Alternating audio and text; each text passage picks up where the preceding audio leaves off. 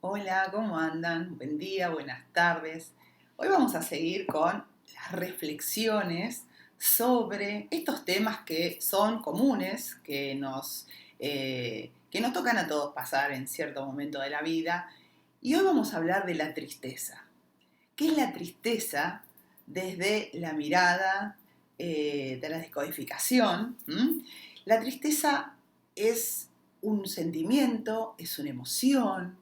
En realidad es una emoción que todos los humanos tenemos, ¿sí? Y que muchas veces se reprime cuando queremos llorar y alguien nos dice, no, quédate tranquilo, esto ya va a pasar.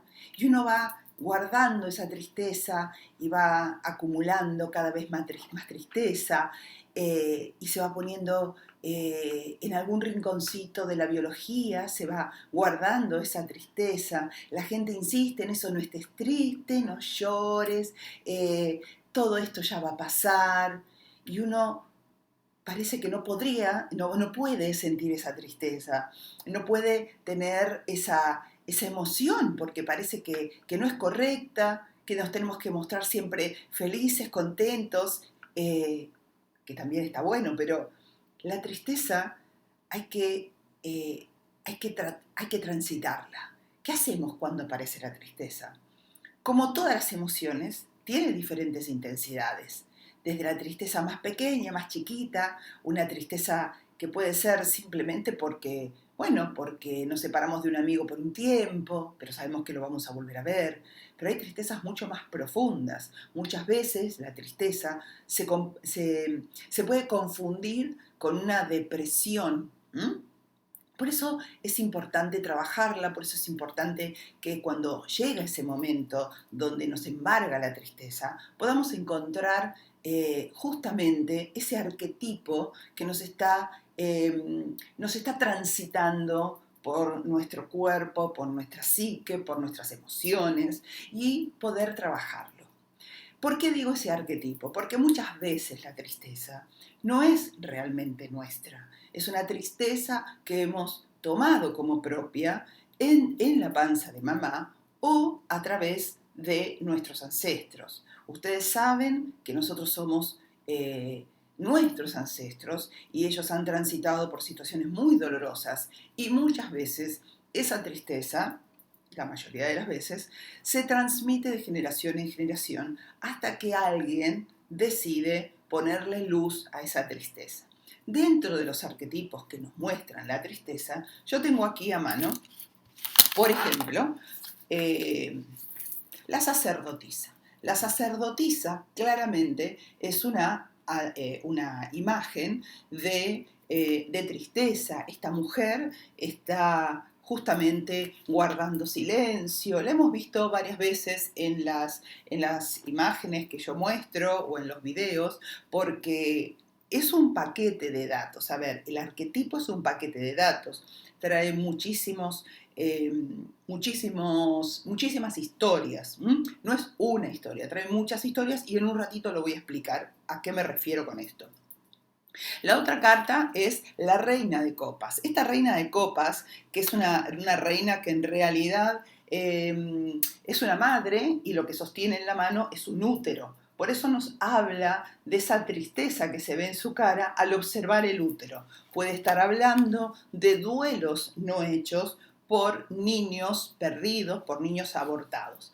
Otra de las imágenes es esta imagen que es el 2 de espada. El 2 de espada también lo hemos visto en algún otro video cuando hablé de autismo. En esta imagen lo que se ve es el silencio, ¿sí? Esta imagen hace referencia también a la primera que vimos, que es la sacerdotisa, porque es un 2 igual que la sacerdotisa, están relacionadas por ese número y por ese arcano, y como arquetipo habla de una tensión,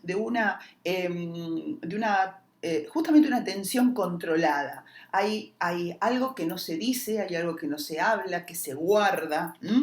Ahí también lo podemos ver. La carta esta, que ustedes la deben conocer como el colgado, para la descodificación arquetipal no se llama el colgado, se llama la víctima está en esa posición de víctima, esa posición callada, colgada, en un stand-by, que también está embargado por la tristeza. Y otra carta que nos muestra la tristeza, muy profunda, la pena, es la carta de la luna. La carta de la luna hace referencia a las memorias de útero. Pero ven de estos arquetipos que son algunos de los que nos pueden presentar la tristeza, hay otros arquetipos. Ahora voy a comentarles por qué digo que un arquetipo nos puede poseer y nos puede traer la tristeza que no es nuestra. A través de las memorias transgeneracionales, a través del útero materno, nosotros estamos tomando una información que no es nuestra, pero lo estamos sintiendo como tal. En nuestras células se grabó esa tristeza cuando estábamos en la panza de mamá. Esa emoción de la tristeza viaja a través de esas moléculas de emoción, a través del campo cuántico, a través del inconsciente. Entonces, una persona puede estar sintiendo tristeza no siendo propia. Por supuesto que cada uno también puede transitar momentos de tristeza, como es el duelo, ¿sí? El duelo nos causa mucha tristeza, eso es obvio. Debemos aceptar en estos casos esa pérdida, ¿no? De no volver a entrar en contacto con ese ser querido que haya fallecido, pero debemos explorar esa tristeza, vivenciarla profundamente para que se pueda asimilar, se puede darle luz, se pueda liberar del cuerpo, ¿sí? Porque toda esta emoción va a generar en la biología una enfermedad si realmente no se trabaja. Eso se guarda, hasta que en un momento vamos a presentar algún síntoma en alguna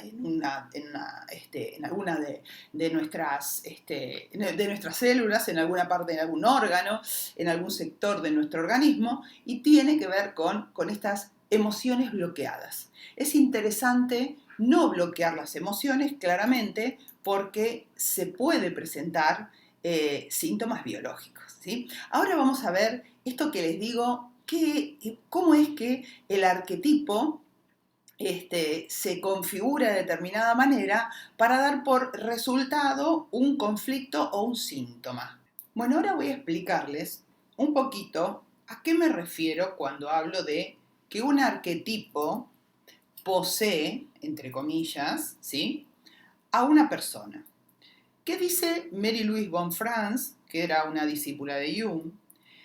Habla como que el arquetipo, nos dice que el arquetipo se define como una estructura que condiciona ciertas probabilidades de comportamiento, de cómo se vivencia la vida, ¿sí? Y esos arquetipos, obviamente, están dados por historias de no solo el transgeneracional, sino también de cualquier situación que se haya presentado en el inconsciente colectivo. Por lo tanto, una persona puede tener determinadas situaciones, determinados conflictos que no son del árbol, que no le pertenecen al árbol, y que pertenecen a una situación o a una persona o a una vivencia, vamos a ponerse una vivencia, que ha sucedido mucho más allá de las generaciones de su árbol genealógico, o por lo menos hasta donde nosotros conocemos, como datos, ¿no?, del árbol genealógico. Estos arquetipos, justamente, son vivencias que ha transitado la humanidad. Por eso los arquetipos, lo que nos muestra el tarot, son arquetipos universales. Son situaciones que ha vivido la humanidad más allá de lo que es el árbol genealógico. Entonces, esas estructuras que nos muestra un arquetipo, la lucha, el hambre, la tristeza, la culpa, porque la culpa, ya vamos a hablar de la culpa, si bien la culpa no existe como tal, sí existe dentro de las creencias, y por lo tanto uno puede sentir culpa porque es una creencia instaurada de una manera bastante fuerte. Ya desde el nacimiento me dicen que somos pecadores y ya nos clavaron una culpa. Pero lo que quiero decir es que el arquetipo no solamente es una historia del árbol genealógico, sino que el arquetipo nos muestra historias de la humanidad. Por eso a veces, cuando se nos presenta un caso dentro de las consultas de codificación arquetipal, ya ni siquiera vamos a investigar el árbol. Directamente vamos a buscar el arquetipo que está accionando, que está mostrándose en la persona, que se está constelando en el inconsciente de la persona, y esa persona está siendo tomada, y vuelvo a poner comillas, está siendo tomada por ese arquetipo, y lo que sucede es que la persona se comporta de determinada manera porque hay algo, hay una energía psíquica que está haciendo que esa persona tome decisiones, se comporte de determinada manera, accione de determinada manera, resuelva situaciones de determinada manera. Y cuando uno hace una investigación profunda, la persona se da cuenta que no pertenece ni a él ni a su clan y que no está dentro de todos los datos que tenemos de árbol genealógico. Entonces, el trabajo que se hace en ese momento es ir a buscar ese arquetipo que está accionando, que está poseyendo, y vuelvo a decir entre comillas, porque después van a decir que dije que la gente estaba poseída. No, claramente no. Esto tiene que ver con otra cosa. Ese arquetipo es un paquete de datos, ¿sí?, que se codificó dentro del inconsciente de la persona, y la persona actúa a través de ese código, ¿sí?, de ese programa. Ahora bien, voy a mostrarles algo interesante. ¿Por qué? Porque en un solo arquetipo, por ejemplo, tengo a mano un solo arquetipo me puede estar codificando historias de diferentes épocas. En este arquetipo yo puedo estar viendo las historias de los ancestros que viajaron por mar, ¿sí? Algunos murieron, otros no. Las historias de los ancestros que tienen que ver con los territorios. Pero luego puedo ver algo mucho más atrás. Es decir, esas torres me hablan de castillos, me hablan de historias mucho más atrás de los años 1200, 1300 o alrededor del 1200, 1300. ¿Existen los castillos hoy? Sí, claramente, pero las historias que se nos están presentando son historias de vikingos, historias de, no sé, historias de las guerras musulmanes, de los musulmanes, historias de